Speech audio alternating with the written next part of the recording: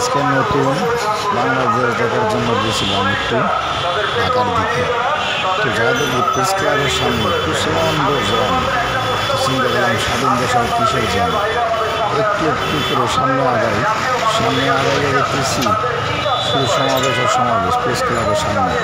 তো এই সমাবেশ ওভারটেক করতে আমার সময় লাগে প্রায় 40 মিনিটে ওইখান থেকে মিরপুর আসতে হলে আমার লাগে না, কিন্তু একটু জায়গা পাড়িতে আমার 40 মিনিট সময় লাগছে।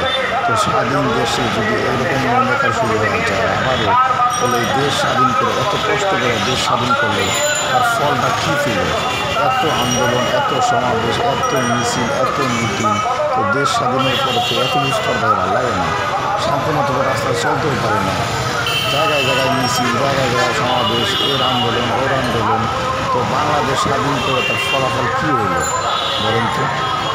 আমরা তো চাই একটু সুন্দর দেশ, মানে সুন্দরভাবে চলাফেরা করতে পারবো, জঞ্জাট থাকবো না, ঝামেলা থাকবো না, স্বাধীনভাবে মানুষের বাইরে দাঁড়িয়ে দিই।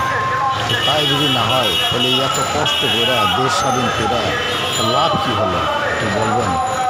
কী দরকার ছিল এই দেশটা স্বাধীন করার? আবার এত ছাত্রছাত্রী কষ্ট করে ওরা এই কাজটি করলো, খাওয়া নাই দাওয়া নাই, রাত নাই দিন নাই, তারা রাস্তায় আন্দোলন করে সুন্দর করে এই দেশটারে গোছাইল।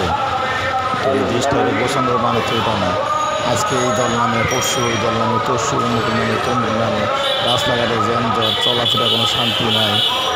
যেদিকে পারে ওই দিকে জায়গা গাড়ি ঘোড়া লইয়া রাস্তাঘাটে বার হইলে মাথা মতো ঘুরা যায়, কোন দিকে গাড়ি নিয়ে গানো যায়, কোন দিকে গাড়ি নিয়ে রাস্তা ফাঁকা পায় না, কোনো দিকে ফাঁকা পায় না, শুধু জ্যাম আর জ্যাম। জ্যাম হবে না কেন?